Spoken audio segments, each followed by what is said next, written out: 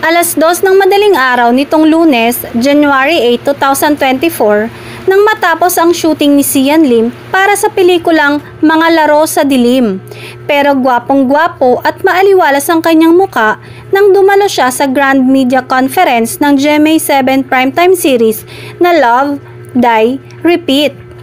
Nang tanungin kung paano niya ipinagdiwang ang nakaraang Pasko at Bagong Taon, sinabi ni Sian na simple lang ang naging pagdiriwang nila ng kanyang ina, lola at lolo.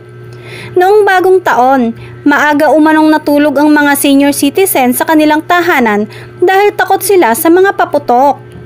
Tinanong siya ng media kung nasa proseso na ba siya ng pag-move on sa nagwakas na 12-year relationship nila ni Kim. Ngunit hindi na sumagot ang aktor nang tanungin kung masaya ba siya ngayon. Tinanong din si Sian kung kaya pa kayang ma-repeat ang pagmamahal sa dating karelasyon. Sumingit si Jenilyn at inihalimbawa ang nangyari sa kanila ng asawa niya na si Dennis Trillo na nagkaroon aniya ng second chance at nanalo ang kanilang pagmamahalan.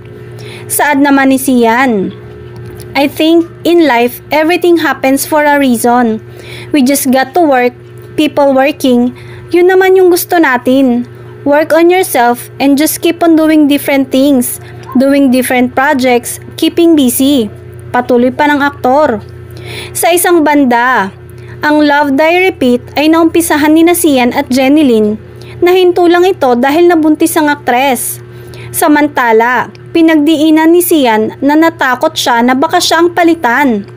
Sabi kasi ng aktor, totoo naman po, ako ang natatakot na baka ako ang palitan ni Miss Jenilyn. Kasi naman po, pero while waiting naman po, she gave us a date. Jenilyn gave us a date when she will come back and I got to accept din naman po. Different projects while Jenilyn was resting and taking care of her baby.